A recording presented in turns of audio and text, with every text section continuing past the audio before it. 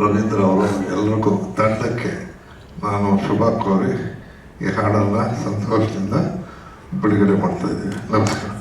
ಕನಕರಾಜ ಅಭಿಮಾನವಾಗಿ ಬಂದಿರತಕ್ಕಂಥ ಎಲ್ಲರಿಗೂ ನಮಸ್ಕಾರ. ಹೊಸದಾಗಿ ನಾಗೇಂದ್ರ ಪ್ರಸಾದ್ ಅವರು ಬರೆದಿರ್ತಕ್ಕಂಥ ಕತೆ ಇದು ಒಂದು ಹೇಳೋಕ್ಕಾಗೋದಿಲ್ಲ, ಅಷ್ಟು ವರ್ಣನೆ ಮಾಡೋಕ್ಕಾಗೋದಿಲ್ಲ. ಯಾಕೆಂದರೆ ಸುಮಾರು ಸಿನಿಮಾಗಳು ಎಲ್ಲ ಬಂದಿದೆ. ಇದು ವಿಭಿನ್ನವಾದ ಸಿನಿಮಾ. ಈ ಒಂದು ಸಿನಿಮಾ ಕನಕರಾಜ ಯಂಗ್ಸ್ಟರ್ಸ್ಗೆ, ಯುವಕರಿಗೆ ಪ್ರೋತ್ಸಾಹ ಕೊಡಲಿಕ್ಕೆ, ಎಲ್ಲರೂ ಮುಂದೆ ಪೀಳಿಗೆಯಲ್ಲಿ ಒಳ್ಳೆ ಉದ್ದೇಶ ಇಟ್ಕೊಂಡು ಬಂದು ಈ ದೇಶವನ್ನು ಆಡ್ತಕ್ಕಂಥ ರೀತಿಯಲ್ಲಿ ಏನು ಹಿಂದಿಯಲ್ಲಿ ಆಡಿದ್ದಾರೆ ಅದೇ ರೀತಿಯಲ್ಲಿ ನಮ್ಮ ಯುವಕರು ಮುಂದೆ ಬಂದು ಆಡಬೇಕು ಅನ್ನೋ ಉದ್ದೇಶಕ್ಕೆ ಒಂದು ಇದರಲ್ಲಿ ಒಂದು ಮೆಸೇಜು ಮತ್ತು ಇನ್ನು ಬೇರೆ ಬೇರೆ ಇದೆ. ಇದರಲ್ಲಿ ಹೀರೋ ಅವ್ರ ತಕ್ಕಂಥ ಕತೆ ಬಂದಿದೆ. ಇದಂತೂ ಸುಮಾರು ಅಧ್ಯಯನ ಮಾಡಿ ನಮ್ಮ ಅನುಪ್ರೇಮಣ್ಣವರು ಬಹಳ ಚೆನ್ನಾಗಿ ಅದ್ಭುತವಾಗಿ ಕತೆ ಕ್ಲೀನಾಗಿ ಅದ್ಭುತವಾಗಿ ನಮ್ಮ ಡೈರೆಕ್ಷನ್ ಮಾಡಿಸಿದ್ದಾರೆ. ಸಾಂಗ್ ಇನ್ನೂ 3 ಇದೆ, ಒಂದಲ್ಲ ಇನ್ನೂ 3 ಇದೆ. ಅದರಲ್ಲಿ ಇನ್ನೆರಡು ಸಾಂಗ್ ಮಾಡಬೇಕು. ಜುಲೈ 1ನೇ ತಾರೀಕು ನಂದು ಹುಟ್ಟಿದಬ್ಬ, ಅವತ್ತೇನೋ ಮಾಡಬೇಕು ಅಂತಿದ್ದೀನಿ. ಡೈರೆಕ್ಟ್ರು ಅವತ್ತು ಏನೋ ಮಾತಾಡಿ ಕೂತ್ಕೊಂಡು ಮಾಡಿದ್ರೆ ಅವತ್ತೇ ಲಾಂಚ್ ಮಾಡ್ತೀವಿ. ಇನ್ನೊಂದು ತಿಂಗಳಲ್ಲಿ 10 ಬೇಡ ಒಂದು ತಿಂಗಳಲ್ಲಿ ಸಿನಿಮಾ ರಿಲೀಸ್ ಆಗುತ್ತೆ. ತಾವೆಲ್ಲ ಮೀಡಿಯಾದವರು ಪ್ರೋತ್ಸಾಹ ಕೊಡಬೇಕು. ಒಳ್ಳೆ ಸಿನಿಮಾ ಮಾಡಿದ್ದೀವಿ, ಒಳ್ಳೆ ನೀವು ನಮಗೆ ಪ್ರೋತ್ಸಾಹ ಕೊಡಬೇಕು. ಮತ್ತು ನೀವೆಲ್ಲ ಪ್ರೇಕ್ಷಕರಿಗೆ ಯಾರ್ಯಾರಿದ್ದೀರ ದಯವಿಟ್ಟು ನೀವೆಲ್ಲ ನಮ್ಮ ಕೈ ಮುಗಿತೀವಿ. ಒಬ್ಬೊಬ್ಬರಿಗೆ ಪ್ರತಿಯೊಂದರೂ ಮೆಸೇಜ್ ಕೊಟ್ಟು ಪ್ರತಿಯೊಬ್ಬರು ನಮ್ಮ ಸಿನಿಮಾನ ಆಸೆಪಟ್ಟು ಇಷ್ಟಪಟ್ಟು ಸಿನಿಮಾವನ್ನು ತೆಗೆದಿದ್ದೇವೆ. ಅದ್ಭುತವಾಗಿ ಕ್ಯಾಮ್ರಾಮ್ಯಾನ್ ಭಾಳ ಚೆನ್ನಾಗಿ ಮಾಡಿದ್ದಾರೆ. ನಮ್ಮ ಹೀರೋಯಿನ್ನು ಅದ್ಭುತವಾಗಿ ಆ್ಯಕ್ಟ್ ಮಾಡಿದ್ದಾರೆ. ಇದ್ರ ತಕ್ಕನಾಗಿ ಸೀನಿಯರ್ಗಳು ಶ್ರೀನಾಥ್ ಇರ್ಬೋದು, ಪದ್ಮಾವಾಸಂತಿ ಅವರು ಇರ್ಬೋದು, ಸುಂದರ್ ರಾಜ್ ಅವರು ಇರ್ಬೋದು, ಯಮುನಾ ಶ್ರೀಜ್ ಇರ್ಬೋದು, ರಾಮಕೃಷ್ಣ ಅವರು ಇರ್ಬೋದು, ಬಹಳಷ್ಟು ಅದ್ಭುತವಾಗಿರ್ತಕ್ಕಂಥ ಸೀನಿಯರ್ ಆರ್ಟಿಸ್ಟ್ಗಳನ್ನ ಪದ್ಮಾವಾಸಂತಿ ಅವರು ಇಷ್ಟು 3 ಜನ ಒಂದೇ ಸಿನಿಮಾದಲ್ಲಿ ಮಾಡಿ ಬಹಳ ದಿವಸ ಆಗಿತ್ತು. ಇದರಲ್ಲಿ ನಾವು ಅವ್ರು ತಗೊಂಬಂದಿದ್ದೀವಿ. ಎಲ್ಲರ ಆಶೀರ್ವಾದ ಇರಬೇಕು ಅಂತೇಳಿ ನಿಮ್ಮನ್ನು ಕೋರ್ಕೊಳ್ತೇನೆ. ನಮಸ್ಕಾರ. ಸಿನಿಮಾದಲ್ಲಿ ಸೊ ಅದೇ ಥರ ಸಿನಿಮಾ ಕತೆ ಹೋಗುತ್ತೆ. ಸೊ ಇನ್ನೂ ಜಾಸ್ತಿ ಹೇಳೋದಕ್ಕೆ ನಾನು ಸೇರಿ ಡೈರೆಕ್ಟ್ರು ಹೇಳ್ಬೋದು. So this is a little bit about my character. Next ನಾನು ಪಾಲಿಟಿಕ್ಸಿಗೆ ಬರೋದು ಸ್ವಲ್ಪ ಹೇಳ್ಬೋದು, ಆದರೆ ಇವಾಗ ಒಂದು ಸ್ವಲ್ಪ ದಪ್ಪ ಆಗ್ಬಿಟ್ಟಿದ್ದೀನಿ. ಇದನ್ನು ನೋಡಿ ಫಾಲೋ ಮಾಡೋದಕ್ಕೆ ಕಷ್ಟ ಆಗ್ಬಿಡುತ್ತೆ. ಸೊ ಈ ಥರ ದಪ್ಪ ಆಗ್ಬಿಟ್ಟು ಸ್ವಲ್ಪ ಸಣ್ಣಗೆ ಮೇಂಟೈನ್ ಮಾಡಿ. Okay, all the best. ನಿಮ್ಮ ಎಲ್ಲ ಪ್ರಯತ್ನಕ್ಕೂ ಒಳ್ಳೇದಾಗಲಿ ಅಂತ ಹೇಳಿ ಸಿನಿಮಾಗೆ ನಾಟ್ಸ್ ಈಸ್ ಹೆಡ್. ಯಾವಾಗ ನಿರ್ಮಾಪಕ ತಲೆ ಆಡಿಸ್ತಾನೋ ಅಂತ ಆಗ ಸಿನಿಮಾ ಶುರುವಾಗೋದು ಅಂತ ಒಂದು ಮಾತಿದೆ. ನಿರ್ಮಾಪಕ ಸನತ್ ಕುಮಾರ್ ಅವರು ಒಂದು ಸಿನಿಮಾ, ಅದಕ್ಕೊಂದು ಎಲ್ಲ ರೀತಿಯ ಚೌಕಟ್ಟು ಅಂದ್ಕೊಂಡು ನನ್ನನ್ನು ರವೀಂದ್ರ ಅವ್ರನ್ನ ಕರ್ಕೊಂಡು ಬಂದು ಭೇಟಿ ಮಾಡಿದಾಗ ಅವರು ನನಗೆ ಈ ಥರದ್ದೊಂದು ಅವ್ರದ್ದೊಂದು ಆ ಫ್ರೇಮಲ್ಲೂ ಒಂದು ಸಿನಿಮಾ ಮಾಡಬೇಕು ಅಂತ. ಸರಿ, ನೀವೇ ಕತೆ ಮಾಡಬೇಕು, ಚಿತ್ರಕಥೆ ಎಲ್ಲವೂ ನೀವೇ ಮಾಡಬೇಕು, ಮಾಡಿ ಅಂತ. ಆಗ ನಾನು ಯೋಚನೆ ಮಾಡಬೇಕು, ಸರ್ ಸ್ವಲ್ಪ ಸಮಯ ಕೊಡಿ, ನಿಮ್ಮ ಐಡಿಯಾ ಎಲ್ಲ ಚೆನ್ನಾಗಿದೆ, ನನಗೆ ಸ್ವಲ್ಪ ಸಮಯ ಬೇಕು ಅಂತೆ. ಮಾಡಿ ಅಂದರು. ಒಂದು ಸ್ವಲ್ಪ ದಿವಸದ ನಂತರ ಒಂದು ಥಾಟ್, ಭಾಳ ಹಿಂದೆ ಇದ್ದಂಥ ಒಂದು ತಲೆಯಲ್ಲಿದ್ದಂಥ ಒಂದು ಥಾಟ್, ಯಾರಿಗೆ ಏನು ಅಂತಂದಾಗ ರೇವಣ್ಣ ಅವರ ಮಗ ಅನೂಪ್ ರೇವಣ್ಣ ಅವ್ರು ನಿಂತ್ಕೊಂಡು ಮಾಡಬೇಕು ಎಲ್ಲ ಹೇಳಿದ್ರು.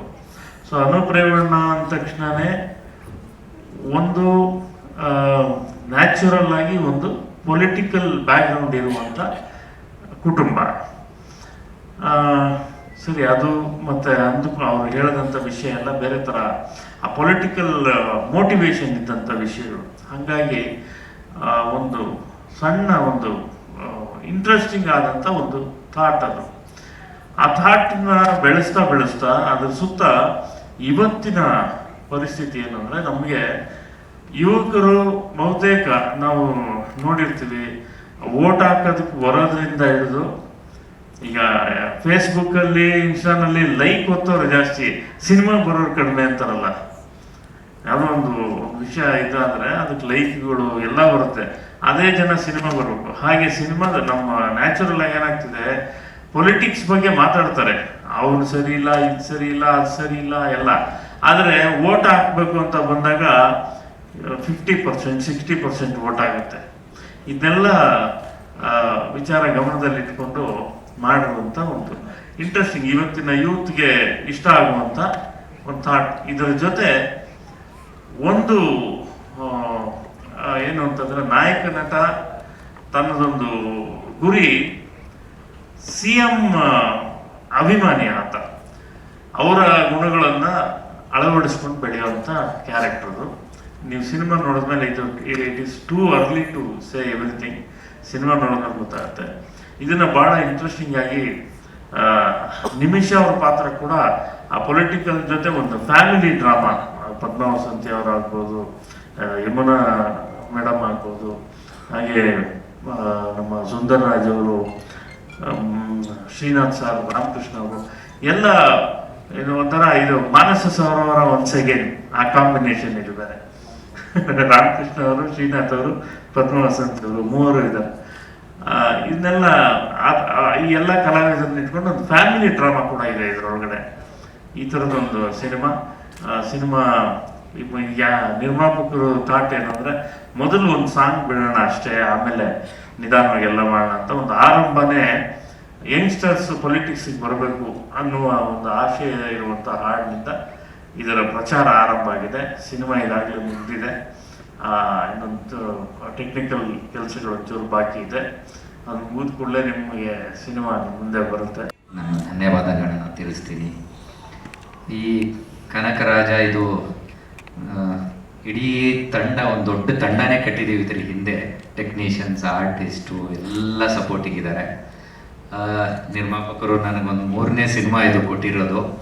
ಈ ಕನಕ ಬರಲಿ ಅಂತ ಅವರಿಗೆ, ಈ ಕನಕರಾಜದಿಂದ ಕನಕ ಹರಿಲಿ ಅಂತ ಅವರಿಗೆ ನಾನು ಕೇಳ್ಕೋತೀನಿ. ಯಾಕಂದರೆ ಅವ್ರಿಗೆ ಕನಕ ಹಾರಿದ್ರೆ ಇನ್ನಷ್ಟು ಸಿನಿಮಾಗಳನ್ನು ಮಾಡ್ತಾರೆ, ಇನ್ನಷ್ಟು ನಿರ್ದೇಶಕರುಗಳು ಬರ್ತಾರೆ, ಇನ್ನೊಂದಷ್ಟು ಟೆಕ್ನಿಷಿಯನ್ಸ್ ಬರ್ತಾರೆ, ಕಲಾವಿದರು ಬರ್ತಾರೆ, ಚಿತ್ರರಂಗಕ್ಕೆ ಒಳ್ಳೆಯದಾಗುತ್ತೆ. ಸೊ ಹಾಗಾಗಿ ಒಂದು ಒಳ್ಳೆ ಸಿನಿಮಾ ಮಾಡ್ತಾ ಇದ್ದೀವಿ. ಆದಷ್ಟು ಬೇಗ ಟ್ರೈಲರು, ಇನ್ನೊಂದು ಸಾಂಗನ್ನು ತರ್ತೀವಿ. ಎಲ್ಲ ವಿಭಿನ್ನವಾಗಿದೆ. ಇನ್ನು ಸಿನಿಮಾ ಬಗ್ಗೆ ಎಲ್ಲ ಮಾತಾಡ್ಬಿಟ್ಟಿದ್ದಾರೆ. ಸೊ ನಾವು ನಮ್ಮ ಕೆಲಸವನ್ನು ತೆರೆ ಮೇಲೆ ತೋರಿಸ್ಬೇಕು. ಆದಷ್ಟು ಬೇಗ ನಿಮ್ಮೆಲ್ಲರ ಮುಂದೆ ನಾವು ಅದನ್ನು ತರ್ತೀವಿ. ನಿರ್ಮಾಪಕರು, ಸಾಹೇಬರು ಇಬ್ಬರು ಲೆಫ್ಟ್ ರೈಟ್ 2 ಕಣ್ಗಳಿದ್ದಂಗೆ ಕೂತಿದ್ದಾರೆ, ಬೆನ್ನತ್ತಿದ್ದಾರೆ, ಹಾರ್ಡ್ ವರ್ಕ್ ಮಾಡ್ತಾ ಇದ್ದೀವಿ. ಆದಷ್ಟು ಬೇಗ ಈ ಸಿನಿಮಾನ ತೆರೆ ಮೇಲೆ ತರ್ತೀವಿ, ಸಕ್ಸಸ್ ಮಾಡ್ತೀವಿ. Thank you. ನನ್ನನ್ನು ಲಾಂಚ್ ಮಾಡಿದಂಥ ಇಬ್ಬರು ಪ್ರೊಡ್ಯೂಸರ್, ಡೈರೆಕ್ಟರ್, ಅವರಿಬ್ಬರ ನೇತೃತ್ವದಲ್ಲೇ ಮತ್ತೊಮ್ಮೆ ಕನಕರಾಜದಲ್ಲಿ ನಾನಿದ್ದೀನಿ ಅನ್ನೋದು ತುಂಬಾ ಖುಷಿಯಾಗಿದೆ. ಚಿತ್ರ ತುಂಬ ಚೆನ್ನಾಗಿ ಮೂಡಿ ಬಂದಿದೆ. ಇನ್ನು ಬಾಕಿ ಏನಿದೆ ಅದು ಮುಗಿಸಿದ ಮೇಲೆ ಇನ್ನೂ ತುಂಬ ಚೆನ್ನಾಗಿ ಬರುತ್ತೆ ಅನ್ನೋ ನಂಬಿಕೆ ಇದೆ. ಆದಷ್ಟು ಬೇಗ ಚಿತ್ರಮಂದಿರಕ್ಕೆ ಬರ್ತೀವಿ. ಎಲ್ಲರೂ ಆಶೀರ್ವಾದ ಇರಲಿ ಅಂತ ಕೇಳ್ತೀನಿ. Thank you. ಕೊಟ್ಟಂಥ ಪ್ರೊಡ್ಯೂಸರ್ ಸನತ್ ಸರ್ ಆಗಿರ್ಬೋದು ಮತ್ತು ರವಿ ಸರ್ ಆಗಿರ್ಬೋದು, ಅವ್ರಿಗೆ ನಾನು ಥ್ಯಾಂಕ್ಸ್ ಹೇಳೋಕ್ಕೆ ಇಷ್ಟಪಡ್ತೀನಿ. ಪ್ರೊಡ್ಯೂಸರ್ ಸರ್ ಹೇಳ್ದಂಗೆ ಇದೊಂದು ಡಿಫ್ರೆಂಟ್ ಕಥೆನೇ ಹೌದು, ನಿಜ. ಈ ಬೇರೆ ರೆಗ್ಯುಲರ್ ಪ್ಯಾಟರ್ನ್ ಕಥೆ ಎಲ್ಲ ಸ್ವಲ್ಪ ಡಿಫ್ರೆಂಟ್ ಆಗಿದೆ. ಸೊ ಸ್ಕ್ರೀನ್ ಮೇಲೆ ನೋಡಿದಾಗ ನಿಮಗೆ ಅನಿಸುತ್ತೆ. ಮತ್ತು ಇದು ಯೂತ್ಸ್ಗೆ ಅಂತಲೇ ಅಲ್ಲ, ಓವರಾಲ್ ಫ್ಯಾಮಿಲಿ ಸಮೇತ ನೋಡೋ ಅಂಥ ಸಿನಿಮಾ. ಸೊ ಟೆಕ್ನಿಕಲಾಗೂ ನಾವು ಒಂದಷ್ಟು ಎಕ್ಸ್ಪೆರಿಮೆಂಟ್ ಮಾಡಿ ಚೆನ್ನಾಗಿ ಮಾಡಿದ್ದೀವಿ ಅಂತ ಅಂದ್ಕೊಂಡಿದ್ದೀವಿ. ಸೊ ಸದ್ಯದಲ್ಲೇ ಸಿನಿಮಾ ರಿಲೀಸ್ ಆಗುತ್ತೆ. ದಯವಿಟ್ಟು ಸಿನಿಮಾ ನೋಡಿ, ಕನ್ನಡ ಸಿನಿಮಾ ನೋಡಿ. ದಯವಿಟ್ಟು ನಮ್ಮಂಥ ಯೂತ್ಸ್ನ ನೀವು ಎಂಕರೇಜ್ ಮಾಡಬೇಕು ಅಂತ ಕೇಳ್ಕೊತೀನಿ. ಯಾಕಂದರೆ ನಾನಿವತ್ತು ಫುಲ್ ಟೈಮ್ ಮ್ಯೂಸಿಕ್ ಮಾಡ್ತಾ ಇದ್ದೀನಿ ಅಂದರೆ ಅದಕ್ಕೆ ನನ್ನ ಮೆಂಟರ್ ಅಂತಲೇ ಹೇಳ್ಬೋದು. ಮುಂಚೆಯಿಂದನೂ ನೀನು ಈಗ ಮಾಡು ಅಂತ. ನಂತರ ಎಷ್ಟೋ ಜನ ಆಸ್ಪಿರೆಂಟ್ ಸಿಂಗರ್ಸ್ಗೆ ಒಂದು ಮಾರ್ಗದರ್ಶಕರಾಗಿ ಒಳ್ಳೆ ದಾರಿ ತೋರಿಸಿದ್ದಾರೆ. So grateful. Thank you so much ಅಣ್ಣ. ಆ್ಯಂಡ್ ಸನತ್ ಕುಮಾರ್ ಸರ್ ಅವ್ರದ್ದು ಸುಮಾರು ಪ್ರಾಜೆಕ್ಟಲ್ಲಿ ನಾನು ವರ್ಕ್ ಮಾಡಿದ್ದೀನಿ. ಖುಷಿ ಆಯಿತು ಅವ್ರ ಪ್ರಾಜೆಕ್ಟ್ ಅಂತ ಕೇಳಿ ಇವಾಗ. Thank you so much for this opportunity. Thank you, thank you.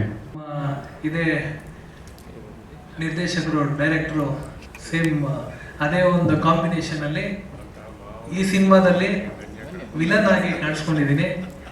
ಇವಾಗ ಆಲ್ರೆಡಿ ಎಲ್ಲ ಮಾತಾಡಿದ್ದಾರೆ. ಇನ್ನು ನಮ್ಮ ಟ್ರೈಲರು ಎಲ್ಲ ಮುಂದೆ ತುಂಬ ಮಾತಾಡೋದಿದೆ, ಮುಂದೆ ಮಾತಾಡ್ತೀನಿ. ಅವರು ರಾಜಕೀಯ ವ್ಯಕ್ತಿಗಳಾಗಿದ್ದು ಕೂಡ ರಾಜಕಾರಣವನ್ನು ಪಕ್ಕಕ್ಕಿಟ್ಟು ಸಿನಿಮಾ ರಂಗದ ಮೇಲೆ ತೋರಿರುವ ಒಲವನ್ನು ನಾನು ಯಾವತ್ತೂ ಅವರ ಕುಟುಂಬಕ್ಕೆ ಹಾಗೂ ಅವರ ಮಗನ ಬಗ್ಗೆ ನಾನು ಅತ್ಯಂತ ಗೌರವದಿಂದ ನೋಡೋದಕ್ಕೆ ಇಷ್ಟಪಡ್ತೀನಿ. ಸಿನಿಮಾ ಕೇವಲ ಸೋಂಬೇರಿಗಳ ಕೆಲಸ ಅಂತ ಅನ್ಕೊಳ್ಳದೆ, ಸಿನಿಮಾ ಮೂಲಕ cinema is called as conscience ಅಂತ ಕರೀತಾರೆ. ನಮ್ಮ ಮನಸ್ಸಿನ ಮನದಾಳದ ವಿಚಾರಗಳನ್ನ ಸಮಾಜದ ತಿಳುವ ಕೆಲಸವನ್ನು ಮಾಡುವಂಥ ಒಂದು ಅದ್ಭುತವಾದ ರಂಗ ಅಂದರೆ ಅದು ಚಿತ್ರರಂಗ. ಹಾಗಾಗಿ ಈ ಒಂದು ಏನು ಕನಕರಾಜ ಅಂತ ಒಂದು ಶೀರ್ಷಿಕೆ ಇಟ್ಟು ಅದರ ಅಡಿನಲ್ಲಿ ಫ್ಯಾನ್ ಆಫ್ CM ಅಂತ, ಬಹುಶಃ ಇದರಲ್ಲಿ ಮುಚ್ಚುಮರೆ ಹೇಳೋದಕ್ಕೆ ಏನೂ ಇಲ್ಲ. ಈ ಪಾತ್ರದಲ್ಲಿ ಅನುಪು ರಾಮಯ್ಯನ ಪಾತ್ರ ಮಾಡಿದರೆ ನಾವು ಸಿದ್ದರಾಮಯ್ಯನ ನೆನೆಸ್ಕೊಂಡು ಈ ಸಿನಿಮಾ ಮಾಡಿದ್ದೀವಿ. ಹಾಗಾಗಿ ಈ ನಾಡು ಕಂಡ ಅಂತ, ಈ ನಮ್ಮ ರಾಷ್ಟ್ರ ಕಂಡಂತ ಅತ್ಯಂತ ಗೌರವಾನ್ವಿತ ಒಬ್ಬ ಮುಖ್ಯಮಂತ್ರಿ ಅಂತಂದ್ರೆ ಅದು ನಮ್ಮ ಸಿದ್ದರಾಮಯ್ಯನವರು ಅಂತ ಹೇಳೋದಕ್ಕೆ ಎದೆ ತಟ್ಟಿ ಹೇಳ್ಬೋದು. ಹಾಗಾಗಿ ಇಬ್ಬರ ಒಂದು ಒಡಂಬಡಿಕೆ ಇದೆಯಲ್ಲ, HM ರೇವಣ್ಣ ಆಗಲಿ ಅಥವಾ ಸಿದ್ದರಾಮಯ್ಯರಾಗಲಿ, ಅದು ಕಾಲಕ್ಕೆ ನಮ್ಮ ರಂಗದಲ್ಲಿ ಅತ್ಯಂತ ಒಳ್ಳೆ ಕೆಲಸಗಳನ್ನು ಮಾಡ್ಕೊಂಡು ಬಂದಿದೆ. ಹಾಗಾಗಿ ಮೊದಲನೇ ಸಿನಿಮಾ ಲಕ್ಷ್ಮಣ ಮಾಡಬೇಕಾದ್ರೆ ಆ ಸಿನಿಮಾದಲ್ಲಿ ನನ್ನ ಮಗಳು ನಾಯಕಿಯಾಗಿ ಪಾತ್ರಧಾರಣವನ್ನು ಮಾಡಿದ್ರು. ಅವತ್ತೇ ನನಗೆ ಖುಷಿ ಆಗ್ಬಿಡ್ತು. ಮತ್ತೆ 4ನೇ ಸಿನಿಮಾ ನನಗಿನ 6ನೇ ಸಿನಿಮಾವರೆಗೂ ನಾನು ಕಾಯ್ಬೇಕಾಯ್ತು ಇವ್ರ ಜೊತೆ ಒಂದು ಕಾಂಬಿನೇಷನ್ಗೆ. ಅದರಲ್ಲಿ ಅವಳನ್ನ ನಾಯಕಿ ಮಾಡಿದ್ರಲ್ಲಿ ನನ್ನನ್ನು ಕ್ರಿಮಿನಲ್ ಲಾಯರ್ ಮಾಡಿಬಿಟ್ರು. ಇರಲಿ ಪರವಾಗಿಲ್ಲ, ಬಟ್ ತುಂಬ ಚೆನ್ನಾಗಿದೆ. ಅದ್ಭುತವಾದ ಒಂದು ಸಿನಿಮಾವನ್ನು ಕಟ್ಟಿಕೊಟ್ಟಿದ್ದಾರೆ ನನ್ನ ಆತ್ಮೀಯ ಗೆಳೆಯ ರವೀಂದ್ರ. ಇದಕ್ಕೆ ಒಂದು ಒಳ್ಳೆಯ ಕೆಲಸಗಳು ಮಾಡಬೇಕಾದ್ರೆ ನಮ್ಮ ಚಿತ್ರರಂಗದಲ್ಲಿ ಇವರಿಲ್ಲದ ಕೆಲಸ ಆಗಲ್ಲ ಅನ್ನೋದು ನಮ್ಮ ಆತ್ಮೀಯ ಇದು ಸಾಹಿತ್ಯ ರತ್ನ ಅಂತಾನೆ ಅವ್ರಿಗೆ ಬಿರುದನ್ನು ಬೇರೆ ಕೊಟ್ಟಿದ್ದಾರೆ, ನಾಗೇಂದ್ರ ಪ್ರಸಾದ್. ಎಂತಂತ ಅವ್ರು ಬಂದ ಮೇಲೆ ಇಡೀ ಚಿತ್ರರಂಗದಲ್ಲಿ ಅದ್ಭುತವಾದ ಕೆಲಸಗಳನ್ನ ಮಾಡ್ಕೊಂಡು ಬಂದಿದ್ದಾರೆ, ಅದ್ಭುತವಾದ ಸಾಹಿತ್ಯಗಳನ್ನು ಕೊಟ್ಟಿದ್ದಾರೆ, ಅದ್ಭುತವಾದ ಗಾಯಕರುಗಳು. ಮೊನ್ನೆ ಕೂಡ ನಾನು ಯಾವುದೋ ಒಂದು ಗಣೇಶನ ಸಿನಿಮಾ ನೋಡಿದಾಗ ಒಂದು ಒಳ್ಳೆಯ ಹಾಡನ್ನು ಕೇಳಿದ್ದಾರೆ, ನೆನಪುಗಳು ಬರ್ತಾ ಇದೆ. ಹೆಚ್ಚು ಜನ ಮಾತಾಡೋದಕ್ಕಿದ್ದಾರೆ. ನಾನು ಒಂದಂತೂ ಹೇಳಕ್ಕೆ ಇಷ್ಟಪಡ್ತೀನಿ, ಸನತ್ ಕುಮಾರ್ ಅವರು ದೂರದೃಷ್ಟಿ ಎಷ್ಟು ಚೆನ್ನಾಗಿದೆ ನೋಡಿ. ಆ ಹಿಂದೆ ಅವರೊಂದು ಗೋಪಿಲೋಲ ಅಂತ ಸಿನಿಮಾ ಮಾಡಿದಾಗ ಅವರಿಗೆ ಈ ಹಳೆಯ ಆರ್ಟಿಸ್ಟ್ ಅಂದರೆ ಓಲ್ಡ್ ನ್ಯೂಸ್ ಪೇಪರ್ ಅಲ್ಲ, ಹಿರಿಯ ಕಲಾವಿದರು ಮನೇಲಿ ಕೂತ್ಕೋಬಾರ್ದು, ಅವ್ರನ್ನೆಲ್ಲ ಎಚ್ಚೆತ್ತು ಕೆಲಸ ಮಾಡಬೇಕು ಅಂತ ಹೇಳಿ, ಅದು ಶ್ರೀನಾಥ್ ಆಗಿರ್ಬೋದು, ರಾಮಕೃಷ್ಣ ಆಗಿರ್ಬೋದು, ಪದ್ಮಾವಸಂತಿ ಆಗಿರ್ಬೋದು, ಸುಂದರರಾಜ್ ಆಗಿರ್ಬೋದು, ಜೋ ಸೈಮನ್ ಆಗಿರ್ಬೋದು, ದೊಡ್ಡಣ್ಣ ಕರೆದು ಪಾತ್ರ ಕೊಟ್ಟರು. ನಾನು ಗೋಪಿಲೋಲ ಮಾಡೋದಕ್ಕೆ ನನ್ನ ಕೈಯಲ್ಲಿ ಆ ಸಂದರ್ಭದಲ್ಲಿ ಆಗಲಿಲ್ಲ. ಆದರೆ ಅಣ್ಣ ನೀನು ಬಂದೇ ಬರಬೇಕು ಅಂತ ಹೇಳಿ ಸನತ್ ಕುಮಾರ್ ಹೇಳಿದಾಗ ಅತ್ಯಂತ ಪ್ರೀತಿಯಿಂದ ಒಪ್ಕೊಂಡೆ. ಒಳ್ಳೆಯ ಪಾತ್ರವನ್ನು ಕೊಟ್ಟಿದ್ದಾರೆ. ನನ್ನ ಜೊತೆ ಜೋಸೆಮನ್ ಕೂಡ ಜಡ್ಜ್ ಪಾತ್ರವನ್ನು ಮಾಡ್ತಾ ಇದ್ರು. ದುಃಖದ ಸಂಗತಿ ಏನಪ್ಪ ಅಂತಂದರೆ, ಆ ಸಿನಿಮಾ ಮಾಡುವಾಗ ರವೀಂದ್ರ ಕೆಲವು ವಿಚಾರಗಳನ್ನು ಕೇಳ್ತಾ ಇದ್ರು. ಅಣ್ಣ ನೀನು ಸುಮಾರು ಚಿತ್ರಗಳನ್ನು ಮಾಡಿದೀಯ, ಕನ್ನಡ ಚಿತ್ರರಂಗದಲ್ಲಿ ಬಹಳಷ್ಟು ದುಡ್ದಿದೀಯ, ನನಗೆ ಈ ಕೋರ್ಟ್ ಸೀನ್ ಎಲ್ಲ ಮಾಡಬೇಕಾದ್ರೆ ಸ್ವಲ್ಪ ಸಹಾಯ ಮಾಡಬೇಕು ಅಂತ ಹೇಳಿದಾಗ ರವೀಂದ್ರನಿಗೆ ಒತ್ತಾಸೆಯಾಗಿ ನಿಂತ್ಕೊಂಡು ಕ್ಯಾಮ್ರಾ ಮುಂದೆ ಇದ್ರೂ ಕೂಡ ಕ್ಯಾಮ್ರಾ ಹಿಂದೆ ಇಟ್ಕೊಂಡು ಕೆಲಸ ಮಾಡಿದಂಥ ನಮ್ಮ ಜೋ ಸೈಮನ್ ಇದಕ್ಕಿದ್ದಕ್ಕೆ ಒಂದು ದಿವಸ ಇರಲ್ಲ. ಬಹಳ ನೋವಿನ ಸಂಗತಿ. ಇದೇ ಅವರ ಕಡೆ ಸಿನಿಮಾ ಆಗ್ಬಿಡುತ್ತೆ. ಬಹುಶಃ ಈ ಸಿನಿಮಾವನ್ನು ಅವ್ರಿಗೆ ನಾವು ಅರ್ಪಣೆ ಮಾಡ್ತೀವಿ. ಯಾಕೆಂದರೆ ಕನ್ನಡ ಚಿತ್ರರಂಗ ಕಂಡಂಥ ಒಬ್ಬ ಮೇರು ನಿರ್ದೇಶಕ, ಸಾಹಸ ಸಿಂಹ ಡಾಕ್ಟರ್ ವಿಷ್ಣುವರ್ಧನ್ ಅನ್ನೋ ಒಂದು ಸಾಹಸದ ಒಂದು ಶೀರ್ಷಿಕೆ ಅವರು ಬರಬೇಕು, ಅವ್ರಿಗೆ ಟೈಟಲ್ ಬರಬೇಕು ಅಂದರೆ ಅದಕ್ಕೆ ಕಾರಣ ನಮ್ಮ ಜೋ ಸೈಮನ್. ಇನ್ನು ಈ ಕನಕ ಅನ್ನೋ ಟೈಟಲ್ ನನಗೆ ತುಂಬ ಇಷ್ಟ. ನಮ್ಮ ದೊಡ್ಡಣ್ಣ ಆಲ್ರೆಡಿ ಹೇಳ್ಬಿಟ್ರು, ಕನಕ ಅಂದರೆ ಹಣ, ಚಿನ್ನ ಅಂತ. ಆದರೆ KS ನರಸಿಂಹಸ್ವಾಮಿಯವರು ಆ ಕನಕಾಗೆ ಬೇರೆ ಅರ್ಥನೇ ಕೊಟ್ಟುಬಿಟ್ಟಿದ್ದಾರೆ. ಅದನ್ನು ನಾನು ಇಲ್ಲಿ ಹಂಚ್ಕೊಳ್ಳೋಕ್ಕೆ ಇಷ್ಟಪಡ್ತೀನಿ. ಅದಕ್ಕೂ ಮುಂಚೆ ನನ್ನ ಪ್ರಮೋದ್ DOP ಅವರಿಗೆ ನನ್ನ ಧನ್ಯವಾದಗಳನ್ನ ಹೇಳಬೇಕು. ಅವರು ಈ ಸಿನಿಮಾ ಮಾಡೋಕ್ಕೆ ಮುಂಚೆ ನಮ್ಮ ಚಾರ್ಜ್ ಶೀಟ್ ಅಂತ ನನ್ನ 250ನೇ ಸಿನಿಮಾದ DOPಗೆ ಕೆಲಸ ಮಾಡಿದ್ದಾರೆ. ನನ್ನ ನಿರ್ದೇಶಕ ವೆಂಕಟ್ ಭಾರದ್ವಾಜ್ ನನ್ನ ಎದುರುಗಡೆನೆ ಕೂತಿದ್ದಾರೆ. ಈ ಕಾರ್ಯಕ್ರಮದಲ್ಲಿ ಅವರು ಕೂಡ ಭಾಗವಹಿಸ್ತಾ ಇದ್ದಾರೆ. ಇನ್ನು ಅನೇಕ ನನ್ನ ಮಿತ್ರರು, ಚಿತ್ರರಂಗದ ಪದಾಧಿಕಾರಿಗಳೆಲ್ಲರೂ ಈ ಕಾರ್ಯಕ್ರಮಕ್ಕೆ ಬಂದಿರೋದು ನನಗೆ ಅತ್ಯಂತ ಸಂತೋಷದ ವಿಷಯ.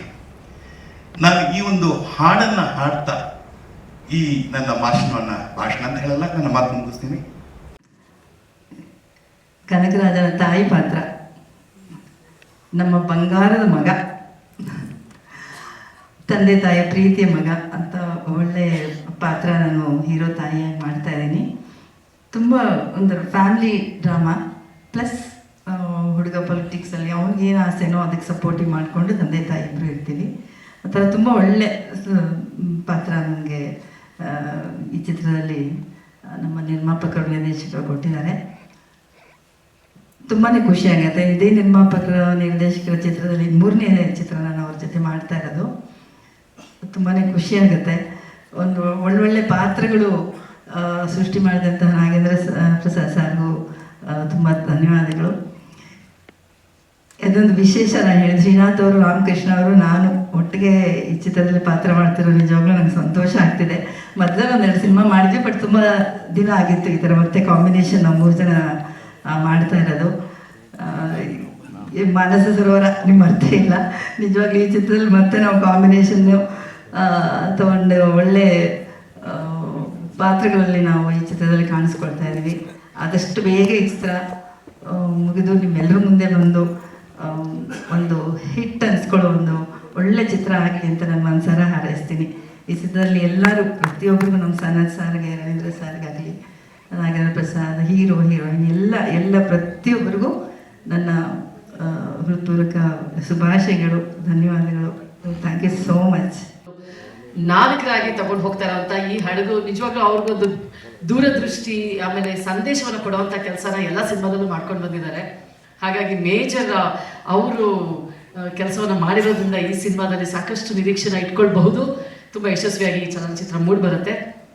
ಅದೇ ನಮ್ಮ ನಿರ್ಮಾಪಕರಾದ ಶರತ್ ಸರ್ ಮತ್ತು ನಿರ್ದೇಶಕರಾದಂಥ ರವೀಂದ್ರ ಸರ್ ಅವರ ಈ ಹೊಂದಾಣಿಕೆಯಲ್ಲಿ ನಾನು ಸತತವಾಗಿ 3 ಚಲನಚಿತ್ರಗಳನ್ನು ಮಾಡಿದ್ದೀನಿ. ಅದರಲ್ಲೂ ಛಲಗಾರ ಅವರ ಚಲನಚಿತ್ರದಲ್ಲಿ ನನಗೆ ತುಂಬ ಒಂದು ಅದ್ಭುತವಾದ ಪಾತ್ರ, ಒಂದು ಒಳ್ಳೆ ರೆಕಗ್ನಿಷನ್ ಕೂಡ ಸಿಕ್ತು ಅಂತ ಹೇಳೋದಕ್ಕೆ ತುಂಬ, ಭಾರತದಲ್ಲಿ ಮಾತ್ರ ಅಲ್ಲ ಹೊರಗಿನವರು ಕೂಡ ಅದನ್ನು ನೋಡಿ ಮೆಚ್ಕೊಂಡಂತಹ ಚಲನಚಿತ್ರ ಮತ್ತು ನನ್ನ ಪಾತ್ರ. ಅದಕ್ಕೆ ಈ ವೇದಿಕೆ ಮೇಲೆ ಧನ್ಯವಾದ ಹೇಳ್ತೀನಿ. ಅವರ ನಿರ್ಮಾಣದ ಕೆಳಗಡೆ ಈ 3ನೇ ಚಿತ್ರ ಇದು ಕೂಡ ಯಶಸ್ವಿನ ಕಾಣುತ್ತೇನೋ ಸಹ ನನಗೆ ನಂಬಿಕೆ ಖಂಡಿತವಾಗಿಯೂ ಇದೆ. ಆಮೇಲೆ ದೊಡ್ಡಣ್ಣ ಸರ್ ವೇದಿಕೆ ಬಂದಿದ್ದಾರೆ. ಅವ್ರ ಜೊತೆಗೆ ಇದುವರೆಗೂ ಕನ್ನಡದಲ್ಲಿ ನಾನು 54 ಚಲನಚಿತ್ರ ಮಾಡಿದ್ರೂ ಕೂಡ ದೊಡ್ಡಣ್ಣ ಸರ್ ಜೊತೆಗೆ ಯಾವಾಗಲೂ ಒಂದು ಪರದೆನ ಹಂಚ್ಕೊಡುವಂತಹ ಅವಕಾಶ ನನಗೆ ಸಿಕ್ಕಿಲ್ಲ. ಅದು ಸಿಗಲಿ ಅಂತ ಹೇಳಿ ನಾನು ಕೋರ್ಕೊಳ್ತೀನಿ. ಪದ್ಮವಾಸಂತಿ ಮೇಡಮ್ ಜೊತೆಗೆ ಇಷ್ಟು ದೊಡ್ಡ ಹಿರಿಯ ನಟಿ, ಅವ್ರ ಜೊತೆಗೆ ನಾನು ಛಲಗಾರದಲ್ಲಿ ಮಾಡಿದಾಗ ಅವ್ರು ಯಾವುದ್ರಿ, ಆಮೇಲೆ ಮಾನಸ ಸರೋವರ ಧಾರಾವಾಹಿ ಕೂಡ ಜೊತೆಗೆ ಮಾಡಿದ್ವಿ. ಅವ್ರು ಎಲ್ಲಿಯೂ ಕೂಡ ನಾನೊಂದು ದೊಡ್ಡ ನಟಿ ಅನ್ನೋದನ್ನ ಒಂದು ದಿನನೂ ನನ್ನ 4 ವರ್ಷ ಸತತವಾಗಿ ಜೊತೆ ಕೆಲಸ ಮಾಡಿದ್ರು ಸಹ, ಶ್ರೀನಾಥ್ ಸರ್ ಆಗ್ಬೋದು, ಪದ್ಮವಾಸಂತಿ ಮೇಡಮ್, ರಾಮಕೃಷ್ಣ ಸರ್, ಎಲ್ಲೂ ಕೂಡ ಅವ್ರು 3 ಜನ ಇಷ್ಟು ಹಿರಿಯ ನಟರು, ಇಷ್ಟು ಸಾಧನೆ ಮಾಡಿದರು ಅನ್ನೋದೊಂದು ನನಗೆ ಬರೋ ಹಾಗೆ ಮಾಡಲೇ ಇಲ್ಲ. ನನ್ನನ್ನು ಕೂಡ ಅವರ ಒಂದು ಟೀಮ್ಗೆ ಸೇರಿಸ್ಕೊಂಡ್ರು. Thank you so much ma'am. So ಈ ತಂಡದಲ್ಲಿ ಕೆಲಸ ಮಾಡಿ ತುಂಬ ನನಗೆ ಸಂತೋಷ ಇದೆ. ಮಾನ್ಯ ನಮ್ಮ ರಾಷ್ಟ್ರಕವಿ ಕುವೆಂಪು ಅವರು ಮಂದಿರ, ಮಸೀದಿ, ಚರ್ಚ್ಗಳ ಕಿತ್ತು ಒಗೆಯುವ ಬನ್ನಿ, ಭವ್ಯ ಭಾರತವ ಕಟ್ಟ ಬನ್ನಿ ಅಂದರು. ಆದರೆ ಭಾಳ ಜನಕ್ಕೆ ಅದು ಅರ್ಥ ಆಗಲಿಲ್ಲ. ಯಾರಿಗೆ ತಿಳುವಳಿಕೆ ಇತ್ತು, ಓದು ಬರ ಇತ್ತು, ಅವ್ರಿಗೆ ಮಾತ್ರ ಅರ್ಥ ಆಯಿತು. ಆದರೆ ಬಿಲ್ಲಲ್ಲಿ ಉಳುವ ಯೋಗಿಯ ನೋಡಲ್ಲಿ ಅಂತ ಒಂದು ಚಿತ್ರ ಮಾಡಿದಾಗ ಈ ಇಡೀ ಸಮಾಜದಲ್ಲಿ ಒಂದು ಬದಲಾವಣೆ. ಯಾರೆಲ್ಲ ಸಿಟಿಲಿದ್ರು ಅವರೆಲ್ಲ ಮತ್ತೆ ಹಳ್ಳಿ ಕಡೆ ಮುಖ ಮಾಡಿದ್ರು. ಈ ಕನ್ನಡಾಂಬೆಗೆ ಹಸಿರು ತೋರಿಸಿದ್ರು. ಇದೊಂದು ಬದಲಾವಣೆ ನಡೀತು. ಈ ಚಿತ್ರಗಳು ಯಾವತ್ತು ಜನಗಳ ಮೇಲೆ ಪ್ರಭಾವ ಬೀರುವಂಥ ದೊಡ್ಡ ಒಂದು ಶಕ್ತಿ ಇದೆ. ಆ ಶಕ್ತಿನ ಇವತ್ತು ನಾನು ಈ ಹಾಡಲ್ಲಿ ನೋಡಿದೆ. ನಿಜವಾಗ್ಲೂ ಭಾಳ ಸಂತೋಷ ಆಯಿತು. ಈ ಚಿತ್ರತಂಡಕ್ಕೆ ಒಳ್ಳೆಯದಾಗಲಿ, ಈ ಚಿತ್ರ ಯಶಸ್ವಿ ಆಗಲಿ. ಎಲ್ಲರಿಗೂ ಧನ್ಯವಾದಗಳು ಅಂತೇಳಿ ನಾನು ಹಾರೈಸ್ತೀನಿ. ಮತ್ತು ಎಲ್ಲ ಚಿತ್ರ ತಂಡದವರೆಗೂ ನಾನು ಹಾರೈಸ್ತೀನಿ. ನಮಸ್ಕಾರ. ಅದು ಕೇವಲ ಮಾತಾಗಿ ಧ್ವನಿಯಾಗಿ ಉಳ್ಕೊಳ್ಳುತ್ತೆ ಹೊರತು ಖಂಡಿತ ಇದಾಗುತ್ತೆ. ಅದಕ್ಕೆ ತಾವು ಈಗ ಆಯಕಟ್ಟಿನ ಜಾಗ ಇರ್ತೀರಿ, ಸರ್ಕಾರ ನಿಮ್ದಿದೆ, ನಿಮ್ಮ ಮಾತುಗಳು ನಡೀತವೆ, ದಯವಿಟ್ಟು ಆ ಕಡೆ ಗಮನ ಕೊಟ್ಟು ಅದನ್ನ ಆದಷ್ಟು ಬೇಗ ಮಾಡ್ಕೊಳಕ್ ಮಾಡಿ. ಅದ್ರೊಳಗಡೆ ಇನ್ನೊಂದು ಹುನ್ನಾರ ನಡೀತಿದೆ ಅಂತ ಕೇಳಲ್ಪಟ್ಟೆ. ಯಾರೋ ಬಲಿಷ್ಠರು ಒಂದಷ್ಟು ಜನ ಆಲ್ರೆಡಿ ಮನೆ ಮುಖ್ಯಮಂತ್ರಿ ಅವ್ರ ಹತ್ರಕ್ಕೆ ಹೋಗಿ ನಮ್ಗೊಂದು 50 ಎಕರೆ ಕೊಟ್ಬಿಡಿ, ನಮ್ಗೊಂದು 50 ಎಕರೆ ಕೊಟ್ಬಿಟ್ರೆ ನಾವೇ ಡೆವಲಪ್ ಮಾಡ್ಬಿಡ್ತೀವಿ ಅಂತೇಳಿ ಆಲ್ರೆಡಿ ಅಪ್ಲಿಕೇಶನ್ ಮೂವ್ ಮಾಡೋದು ಅಂತ ಗೊತ್ತಾಯ್ತು. ಅದು ಹಂಗೇನಾರು ಆಯ್ತು ಅಂದ್ರೆ ಅದು ನೈಸ್ ರೋಡ್ ಆಗುತ್ತೆ ಅಷ್ಟೇ. ಕನ್ನಡ ನಿರ್ಮಾಪಕರು ಯಾರಿಗೂ ಅನುಕೂಲ ಆಗಲ್ಲ. ಅವ್ರು ಯಾರ್ಯಾರು ಖಾಸಗಿ ಕೊಟ್ರೆ ಅವ್ರಿಗೆ ಸಂಬಂಧಪಟ್ಟಾಗೆ ಅವರೇ ದುಡ್ಡು ಹಾಕಿ ಡೆವಲಪ್ ಮಾಡ್ಕೋತಾರೆ, ಅವ್ರಿಗೆ ಬೇಕಾದ ರೇಟ್ ಫಿಕ್ಸ್ ಮಾಡ್ಕೊಂಡು ಈಗ ನೈಸ್ ರೋಡ್ಗೆ ಹೋಗ್ಬಿಟ್ಟು ನಾವು ರೇಟ್ ಯಾಕಪ್ಪ ಜಾಸ್ತಿ ಮಾಡಿದೆ ಅಂತ ಕೇಳಕ್ಕಾಗಲ್ಲ. ಈಗ ಏನು 50 ಎಕರೆ ಕೊಡಿದ ಲೆಟರ್ ಕೊಟ್ಟಿದ್ದಾರೆ, ಅಪ್ಪಿತಪ್ಪಿ ಅದಾಗಿದ್ದೆ ಆದ್ರೆ ಖಂಡಿತ ಅದು ಇನ್ನೊಂದು ಮಾರಕ ಕನ್ನಡ ಚಿತ್ರರಂಗಕ್ಕೆ. ಕನ್ನಡ ಚಿತ್ರರಂಗ ತುಂಬಾ ಕೆಟ್ಟದಾಗಿದೆ. ಅದು ಬೆಳಿಬೇಕು, ಉಳಿಬೇಕು ಅಂದ್ರೆ ಈ ತರದ ಸರ್ಕಾರದ ಹಂತದಲ್ಲಿ ಏನಾದ್ರು ಕೆಲಸ ಆಗ್ಬೇಕು. ಹಂಗಾದಾಗ ಅಷ್ಟೇ ಕನ್ನಡ ಚಿತ್ರರಂಗ ಉಳಿಯಕ್ಕೆ ಸಾಧ್ಯ ಆಗುತ್ತೆ. ದಯವಿಟ್ಟು ತಾವೊಂಚೂರು, ನೀವು ಈಗ ನಮ್ಮ ಕಳ್ಳುಬಳ್ಳಿನೇ ಆಗಿರೋದ್ರಿಂದ ಆ ಕಡೆ ಸ್ವಲ್ಪ ಗಮನ ಕೊಟ್ಟು ಅದೊಂದು ಮಾಡಿ. ಜೊತೆಗೆ 3-4 ವರ್ಷದಿಂದ ಸಬ್ಸಿಡಿಗಳು ಕೊಟ್ಟಿಲ್ಲ, ಸಹಾಯ ಪ್ರಶಸ್ತಿಗಳು ಕೊಟ್ಟಿಲ್ಲ. ಅನೇಕ ಚಿತ್ರರಂಗದಲ್ಲಿ ಅನೇಕ ಜನ ಊಟ ಮಾಡ್ತಾ ಇರೋದು ಈ ತರದ ಪ್ಯಾರಾ ಸಿನಿಮಾಗಳು ಮಾಡೋದ್ರ ಮೂಲಕ, ಮತ್ತೆ ಅಂತಾರಾಜ್ಯ ಮಟ್ಟದಲ್ಲಿ ಅಥವಾ ಅಂತಾರಾಜ್ಯದಲ್ಲಿ ಅಥವಾ ಅಂತ ದೇಶದಲ್ಲಿ ಕನ್ನಡದ ಪರಿಸರವನ್ನ ನಾವು ಕಟ್ಕೊಡೋದಕ್ಕೆ ಅಥವಾ ತೋರಿಸೋದಕ್ಕೆ ಸಾಧ್ಯ ಆಗುತ್ತೆ ಅಂತಂದ್ರೆ ಆ ತರದ ಸಿನಿಮಾಗಳಿಂದ ಸಬ್ಸಿಡಿ ನಿಲ್ಲಿಸುವ ಹುನ್ನಾರವೂ ಕೂಡ ಒಂದ್ ಕಡೆ ನಡೀತಿದೆ ಅಂತಕ್ಕಂಥ ಮಾಹಿತಿ ಬಂತು. ಅದನ್ನು ತಿರ್ಗಾ ಸ್ಪಷ್ಟೀಕರಣ ಕೊಟ್ಟರು, ಬಹುತೇಕ ಅದಿಲ್ಲ ಅಂತ. ಉದ್ಯಮ ಮಾಡ್ತೀವಿ, ಉದ್ಯಮ ಮಾಡಿದ್ರೆ ಚಿತ್ರರಂಗಕ್ಕೆ ಸಹಾಯಧನ ಬೇಕಾಗಲ್ಲ ಅಂತ ಕೇಳಿ ಯಾವ ಪುಣ್ಯಾತ್ಮರಿಗೆ ಐಡಿಯಾ ಕೊಟ್ಟರೆ ಗೊತ್ತಿಲ್ಲ. ಉದ್ಯಮ ಮಾಡೋದ್ರಿಂದ ಚಿತ್ರರಂಗಕ್ಕೆ ಖಂಡಿತ ಅನುಕೂಲ ಆಗಲ್ಲ ಸರ್. ಅದು ಯಾರು ಈ ತರದ ಮಿಸ್ಗೈಡ್ ಮಾಡಿದ್ರೆ ಗೊತ್ತಿಲ್ಲ. ಅದು ಒಬ್ಬರಿಗೆ ಕೇವಲ ಪ್ರದರ್ಶಕರ ವಲಯದಾಗ ಮಾತ್ರ ಅನುಕೂಲ ಆಗುತ್ತೆ ಬಿಟ್ರೆ ಒಬ್ಬ ನಿರ್ಮಾಪಕರು ಕೂಡ ಅದರಿಂದ ಅನುಕೂಲ ಆಗಲ್ಲ. ವೇದಿಕೆ ಮೇಲೆ ಗೊತ್ತಾಯ್ತು ಇದು ಅಂತ ಪ್ರಾಜ್ಞರು ಒಂದು ಇದೀರ ಅಂತ. ನೀವೆಲ್ಲ ಬಂದಿರೋದನ್ನ ನೋಡಿದ ಮೇಲೆ ಯಾರ ಅಭಿಮಾನದ ಮೇಲೆ ಬಂದಿದ್ರು ಏನೋ ಗೊತ್ತಿಲ್ಲ. ಆದರೆ ಸತ್ಯವಾಗ್ಲೂ ಈ ವೇದಿಕೆ ಮೇಲಿಂದ ಹೇಳ್ತೀನಿ, ನಮ್ಮ ಕನಕರಾಜ ದೇವರನ್ನೇ ಗೆದ್ದೇ ಗೆಲ್ತಾನೆ ಅನ್ನೋ ಮಾತನ್ನು ಮಾತ್ರ ಹೇಳುತ್ತಿದ್ದಾರೆ. ಕನಕ ಅನ್ನೋ ವಿಷಯನೇ ಮನ ಕನಕತ್ತೆ, ನಿಮ್ಗೆ ಗೊತ್ತಿದೆಯೋ ಗೊತ್ತಿಲ್ಲ. ಏಕೆ ಅಂತಂತಂದರೆ ನಮ್ಮ ಗುರುಗಳು ನಮಗೆ ಜ್ಞಾನದಾತರು, ನಮ್ಮೊಳಗೆ ಏನಾದರೂ ಅರಿವಿನ ಗುರು ಇದ್ದಾನೆ ಅಂದರೆ ಅವನು ಕನಕದಾಸರ ವಂಶದವನಾಗಿದ್ದರಿಂದನೇ ನಾವು ಈ ಮಟ್ಟಕ್ಕೆ ಬಂದು ನಿಲ್ಲಕ್ಕಾಯ್ತು ಅಂತ ಹೇಳ್ತೀನಿ. ಈ ವೇದಿಕೆಯಲ್ಲಿ ತುಂಬ ಜನ ಇದ್ದಾರೆ. ಎಲ್ಲದಕ್ಕಿಂತ ಬಹಳ ಮುಖ್ಯವಾಗಿ ನಮ್ಮ ಸನತ್ ಕುಮಾರ್, ಏಕೆ ಅಂತಂತಂದರೆ ಸೋಲೆ ಅರಿಯದ ಸರದಾರ ಅಂತಲೇ ಹೇಳಬೇಕು. ಏಕೆಂದರೆ ನಮ್ಮ ಇವರು ಒಳ್ಳೆ ನಮಗೆ ಮಾವ ಸಿಕ್ಕಿದ್ದಾರೆ ಅಂದರು. ನಿನ್ನಂಥ ಪುಣ್ಯ ಈ ಜಗತ್ತಲ್ಲಿ ಇನ್ಯಾವುದೂ ಇಲ್ಲ ಕಣಪ್ಪ, ಎದ್ದೆಂದು ಅನಿಸುತ್ತೆ. ನನಗೂ ಒಬ್ಬ ಮಾವ ಸಿಕ್ಕಿದ್ದ ಪಾಪ, 52 ವರ್ಷದಿಂದ. ಒಂದು ದಿವಸ ನನ್ನ ಮಗ ಬೈಟು ಕಾಫಿ ಕೊಡಿಸ್ಲಿಕ್ಕೆ ಅದಕ್ಕೂ ಎಲ್ಲದಕ್ಕೂ ಗೆರೆ ಬೇಕು ನನ್ನ ಮಗಂದು, ಗೊತ್ತಾಯ್ತರ. ಆಮೇಲೆ 2 ಮಾತಲ್ಲಿ ನನ್ನ ಮಾತು ಮುಗಿಸ್ತೀನಿ. ಬಹಳ ಮುಖ್ಯವಾಗಿ ಹೀರೋ ಅಂತಂತಂದರೆ ಹೀರೋ ಮೇಲೆ ಗೆಲ್ಲುತ್ತೆ ಅಂತ 80% ಇಟ್ಕೊಂಡ್ರೆ ಮಿಕ್ಕಿದ ಅಕ್ಕಪಕ್ಕದಲ್ಲಿ ಪಕ್ಕವಾದ್ಯಗಳು ಚೆನ್ನಾಗಿರೋದು. ಅರುಣ್ ಕುಮಾರ್ ಚೆನ್ನಾಗಿ ಹೇಳ್ತಾ ಇದ್ರು, ತಾಳ ಬೇಕು ತಕ್ಕ ಮೇಳ ಬೇಕು, ತಾಳ ಮೇಳ ತಪ್ಪಿದರೆ ದಾಸರು ಕೂತ್ಕೊಂಡು ಅಳಬೇಕು ಅಂತ. ಹಾಗಾಗಿ ಒಳ್ಳೊಳ್ಳೆ ಕಲಾವಿದರನ್ನು ನೀವು ಹಾಕಿದೆ. ಶ್ರೀನಾಥಣ್ಣಂಗಿಂತನೂ ಒಳ್ಳೆ ಕಲಾವಿದೆ. ಒಬ್ಬ ರಾಮಕೃಷ್ಣ ಆಗಿರ್ಬೋದು, ಒಬ್ಬ ಸುಂದರರಾಜನ ಬಗ್ಗೆ ಏನು ಹೇಳೋದು ನನ್ನ ಮಗ. ಇವನು ನನ್ನ 5ನೇ ಪಿಕ್ಚರಲ್ಲಿ ಇವನು ಜೈಜಗೀಶು ತಗೊಂಡೋಗಿ ನಮ್ಮ ಈ ಸಂಜೀವ್ ಅಂದರೆ ಸುದೀಪ್ ಅವ್ರ ಅಪ್ಪ ಹಾಕೊಂಬಿಟ್ರು. ಅಲ್ಲಿ 24 ದಿವಸ ಶೂಟಿಂಗು ಗೋವಾದಲ್ಲಿ. ಏನು ನನ್ನ ಮಕ್ಕಳು 4:15 ಗಂಟೆಗೆ ಹೇಳ್ತಾರೆ, ಓಡ್ತಾರೆ ಚಡ್ಡಿ ಹಾಕೊಂಡು ಓಡೋರು. ರಾತ್ರಿ ನನ್ನ ಮಗನ 12:30 ಆದರೂ ಕುರಿತಾ ಕೂತಿರೋರು. ಏನೇ ನನ್ನ ಮಗ ನಿಂಗೂ ತೆಳಗಾಗಕ್ಕೆ ಒದ್ದಾಡ್ಬೇಕಾ ಅಂತ ನಾವೇನಿಲ್ಲ. ನಾನು ಅಂಬರೀಷ ಒಂದೇ ನಕ್ಷತ್ರ ಹೇಳೋದೇ ನಾವು 9 ಗಂಟೆಗೆ. ದೇವರಣ್ಣೆ ನಿಮ್ಮ ಹತ್ರ ಸುಳ್ಳು ಯಾಕೆ ಹೇಳೋಣ. ಹಾಗಾಗಿ ಇಲ್ಲಿ ಪ್ರತಿಯೊಬ್ಬರು ವೇದಿಕೆ ಮೇಲೆ ಕೂತಿದ್ದಾರೆ. ಇನ್ನೊಂದು ವಿಷಯ ಹೇಳೋಕ್ಕೆ ಇಷ್ಟಪಡ್ತೀನಿ. ನಾವು ಜೀವನದಲ್ಲಿ ಏನಾದರೂ ನೋಡಿ ಕಲ್ತಿದ್ರೆ ಒಬ್ಬ ಡಾಕ್ಟರ್ ರಾಜ್ಕುಮಾರ್ ಅನ್ನೋ ಒಬ್ಬ ಮಹಾನುಭಾವನಿಲ್ಲ. ನಿಮ್ಮ ಕಣ್ಣಿಗೆ ಒಬ್ಬ ಡಾಕ್ಟರ್ ರಾಜ್ಕುಮಾರ್ ಒಬ್ಬ ವ್ಯಕ್ತಿ, ಒಬ್ಬ ನಟನ ಕಾಣ್ಬೋದು. ನನ್ನ ದೃಷ್ಟಿಯಲ್ಲಿ ಮಹಾಕಾವ್ಯಗಳನ್ನು ಬರೆದ ಮಹಾಗುರು ಅಂತ ಹೇಳ್ತೀನಿ. ಒಂದೇ ಒಂದು ಅಭಿಪ್ರಾಯಗಳು ಅವ್ರದನ್ನು ಹೇಳ್ಬಿಡ್ತೀನಿ. ಅವರಿಗೆ ಮಂಡಿ ಆಪರೇಷನ್ ಆಗಿತ್ತು. ನಾನು ರಾಕ್ಲಿ ವೆಂಕಟೇಶ್ ನೋಡೋಕೆ ಹೋದಂಥ ಸಂದರ್ಭದಲ್ಲಿ ಆ ಪುಣ್ಯಾತ್ಮ ಕಷ್ಟಪಟ್ಟು ಎತ್ತಿಂತ್ಕೊಳ್ಳೋಕ್ಕೆ ಪ್ರಯತ್ನ ಪಡ್ತಾಯಿದ್ರು. ನಾವು ಅಲ್ಲೇ ಕಾಲಿಗೆ ನಮಸ್ಕಾರ ಮಾಡಿ ಹೇಳ್ಬೇಡಿ ಕೂತ್ಕೊಳ್ಳಿ ಅಂದ್ರೂ ಆಗಲ್ಲ ಅಂದರೆ ಯಾವುದು ಆಗಲ್ಲ ಕಂದ, ಆಗುತ್ತೆ ಅಂದರೆ ಎಲ್ಲ ಆಗುತ್ತೆ ಅಂತ ಹಂಗೆ ನಿಂತ್ಕೊಂಡ್ರು. ಅದು ಒಬ್ಬ ರಾಜ್ಕುಮಾರ್. ಆಮೇಲೆ ರಾಜ್ಕುಮಾರ್ಗೆ ಅಹಂಕಾರ ಲೇಷ ಮಾತ್ರನೂ ಇರಲಿಲ್ಲ. ನಿಮಗೆ ಗೊತ್ತಿದೆಯೋ ಗೊತ್ತಿಲ್ವೋ, ನಮ್ಮ 50 ವರ್ಷದ ಚಿತ್ರ ಜೀವನದಲ್ಲಿ ನಾವು ನೋಡಿದ್ದೇನು ಅಂದರೆ, ಒಂದು ಸಾರಿ ನೇಮು ಫ್ರೇಮು 4 ಕಾಸು ಬಂದ್ಬಿಡ್ತು ಅಂದರೆ ಅವ್ರ ಕ್ಯಾಮ್ರಾ ಇರೋರಿಗೆ ಒಂದ್ಸತಿ ಪ್ಯಾನ್ ಆಗುತ್ತೆ ಅಂದರೆ ಮೂವ್ಗಳಿಗೆ ಒಂದ್ಸತಿ ಹಿಂಗೆ ಅಂತಾರೆ, ಹಿಂಗೊಂದ್ಸತಿ ಪೋಸ್ ಕೊಡ್ತಾರೆ. ಒಬ್ಬ ರಾಜ್ಕುಮಾರ್ ಯಾವುದೇ ಸಂದರ್ಶನದಲ್ಲಿ ಕಾಲ ಮೇಲೆ ಕಾಲು ಹಾಕೊಂಡು ಕೂತೇ ಇಲ್ಲ ಕಣ್ರಿ, ನನ್ನ ಮಕ್ಕಳಾಣೆ ಕೂತಿಲ್ಲ. ಅವನೊಬ್ಬ ಮಹಾನುಭಾವ ನನ್ನ ದೃಷ್ಟಿಲಿ. ಅಷ್ಟೇ ಅಲ್ಲ, ಇನ್ನೊಂದೇನಾಯಿತು ಅಂತಂದರೆ ಸನಿಕ್ಕೆ ಸರಿಯಾಗಿ ಬರ್ತಾಯಿದ್ರು.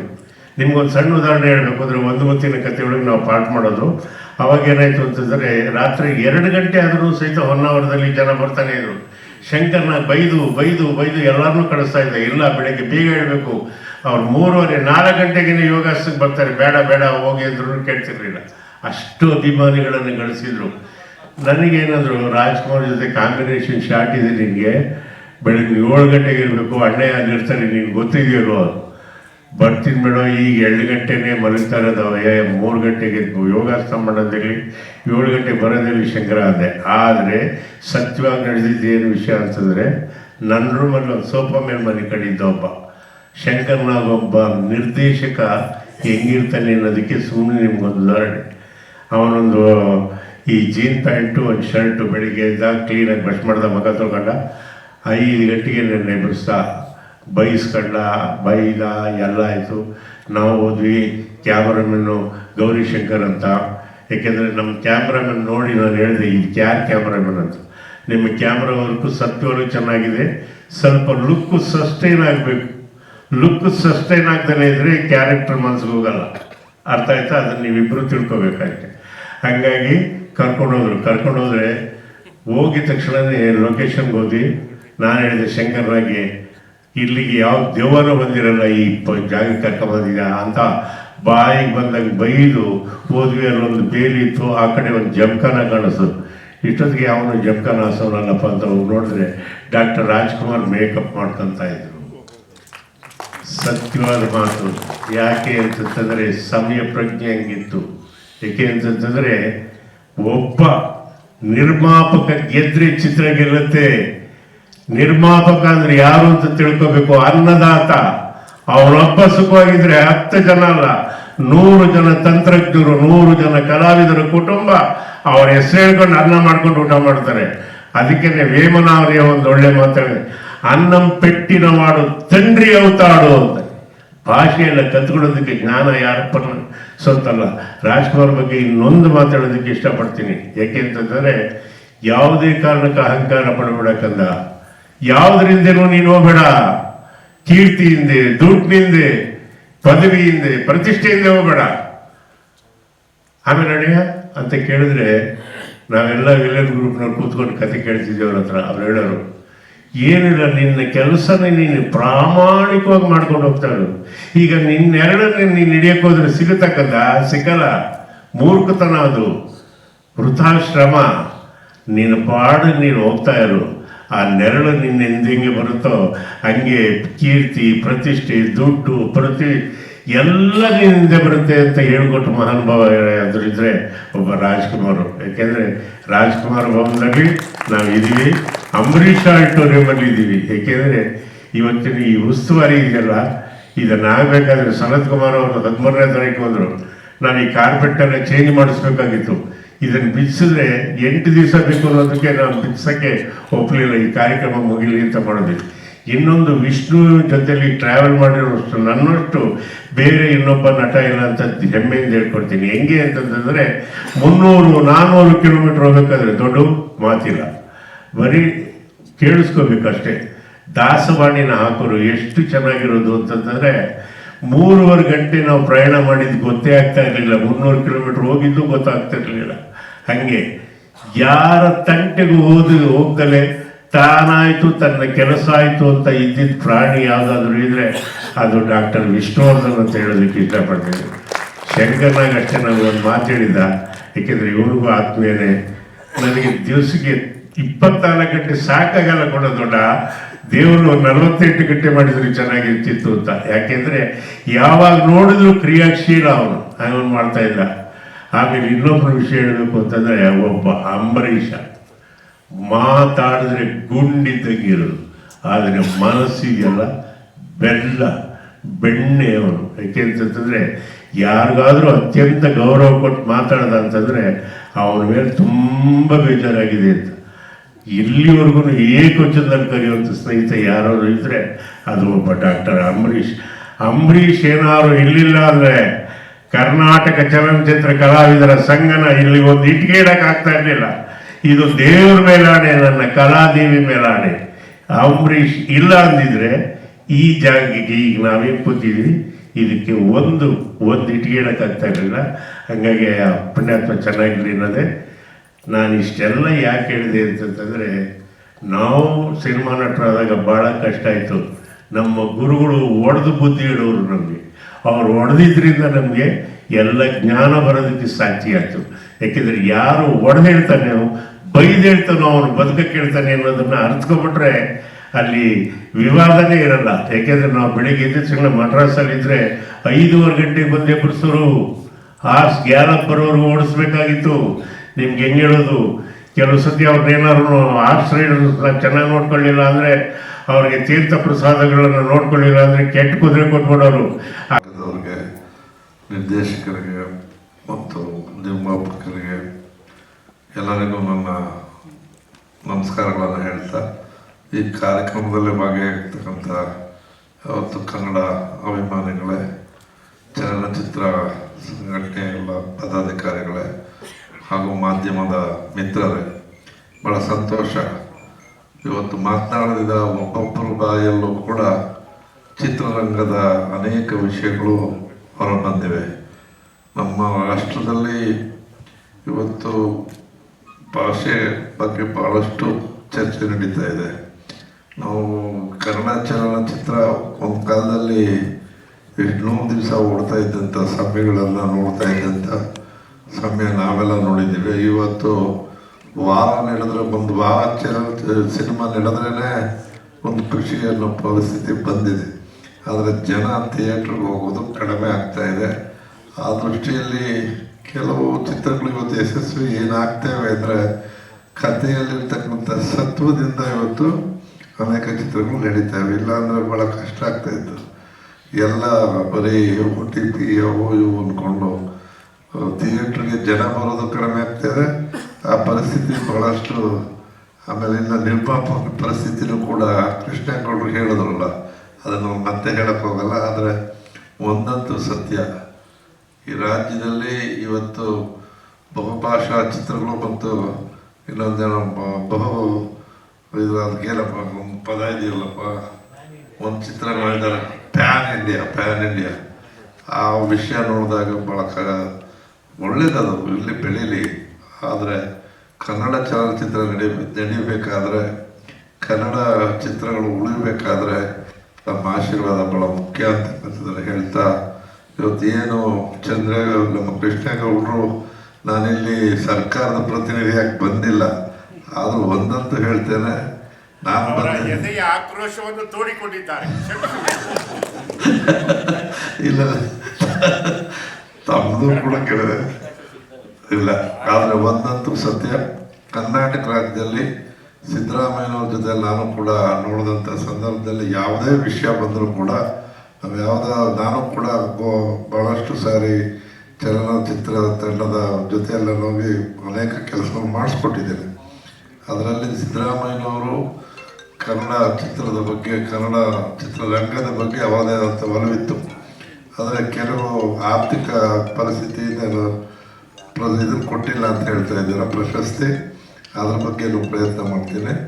ಮತ್ತು ಎರಡನೇದು, ಇವತ್ತು ಸಿದ್ದರಾಮಯ್ಯನವರು ಅಧಿಕಾರ ಬಿಟ್ಟಿದ್ದಾರೆ ಅಂದರೂ ಕೂಡ ಇಡೀ ರಾಷ್ಟ್ರದಲ್ಲಿ ಉತ್ತಮ ರೀತಿಯಲ್ಲಿ ಹಸ್ತಾಂತರ ಮಾಡಿದಂಥ ಕೀರ್ತಿ ಇವತ್ತು ಸಿದ್ದರಾಮಯ್ಯನವ್ರ ಮೇಲಿದೆ.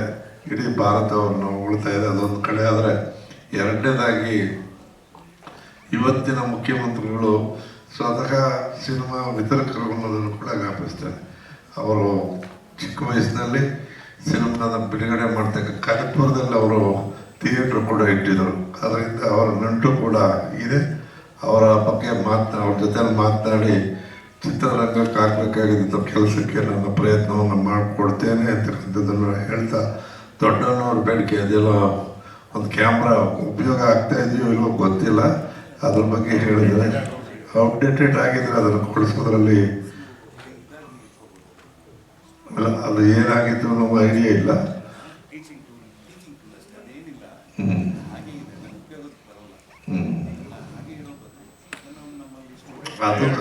ವಾಯ್ಸ್ ರೆಕಾರ್ಡಿಂಗ್ ಮಾಡ್ಬಿಡ್ಬೋದಾಗಿತ್ತು. ಇರಲಿ, ಅದೇನು ನಾವು ಏನೇನಾಗಿದೆಯೋ ಅದನ್ನು ಕೊಡಿಸೋದ್ರ ಜೊತೆಗೆ ಒಂದು ಸಂತೋಷದ ದೊಡ್ಡಣ್ಣವ್ರು ಹೇಳಿದ್ದು, ಪೂನಾ ಇನ್ಸ್ಟಿಟ್ಯೂಟ್ಗಿನ್ನ ಉತ್ತಮವಾದಂಥ ಒಂದು ಪ್ರಯತ್ನ ನಾವು ಮಾಡ್ತಾ ಇದ್ದೀವಿ ಇದ್ರಲ್ಲ, ಅದಕ್ಕೆ ನನ್ನ ಸಹಕಾರ ಖಂಡಿತ ಇರುತ್ತೆ ಅಂತಕ್ಕಂಥದ್ದನ್ನು ಹೇಳಿ ಅದರಲ್ಲಿ ಏನು ಆಗಬೇಕು ಅದನ್ನು ನಾವು ಇದು ಮಾಡೋಕ್ಕೆ ಅಂತ ಹೇಳಿದ್ರೆ, ನಾನು ಚಿಕ್ಕ ವಯಸ್ಸಿನಲ್ಲಿ ನೋಡ್ತಾ ಇದ್ದಿದ್ದು, ನನಗೂ ಚಿತ್ರರಂಗಕ್ಕೂ ಭಾಳ ಇಷ್ಟ. ಸುಂದರರಾಜ್ ಅವ್ರ ಬಗ್ಗೆ ನಾನು ಇವತ್ತು ಹೇಳ್ತೇನೆ, ಏನು PV ಕಾರಂತರ ನಾಟಕಗಳು ಸತ್ತವರ ನೆರಳಿಂದ ಹಿಡಿದು ಇಲ್ಲಿವರೆಗೂ ಅನೇಕ ನಾಟಕಗಳು ನಾನು ನೋಡಿದ್ದೇನೆ. ನಾನು ವಿದ್ಯಾರ್ಥಿ ದಶೆಯಲ್ಲಿ ಅತಿ ಹೆಚ್ಚು ಸಿನಿಮಾ ಮತ್ತು ನಾಟಕಗಳು ನೋಡ್ತಿದ್ದಂಥ ವ್ಯಕ್ತಿ. ರಾಜಕೀಯದಲ್ಲಿ ಅಧಿಕಾರ ಸಿಕ್ಕಿದ ಮೇಲೆ ಅಥವಾ MLA ಆದಮೇಲೆ ಇಲ್ಲ, ಇಲ್ಲಿದ್ರೆ ವಾರಕ್ಕೆ 4 ಸಿನಿಮಾ ನೋಡ್ತಿದ್ದವು. ನಾನು ಭಾಳ ಇಷ್ಟಪಟ್ಟವ್ರು. ಮತ್ತು ನಾಟಕಗಳು ಅಷ್ಟೇ, ಎಲ್ಲರ ನಾಟಕಗಳನ್ನು ನೋಡ್ತಾ ಇದ್ದೆ ನಾನು. ನನ್ನ ಒಂದು ಜೀವನದಲ್ಲಿ ಅದು ಭಾಳ ಸಂತೋಷ. ಯಾಕೆಂದರೆ ಈಗಿನ ರಾಜಕಾರಣಿಗಳಲ್ಲಿ ಬರೀ ರಾಜಕೀಯ ಮಾಡಿ ಏನಾರ ಮಾತಾಡಿದ್ರೆ ರಾಜಕೀಯ ಮಾಡಬೇಡಪ್ಪ ಅನ್ನೋ ಮಟ್ಟಕ್ಕೆ ಹೋಗಿದೆ ರಾಜಕೀಯ.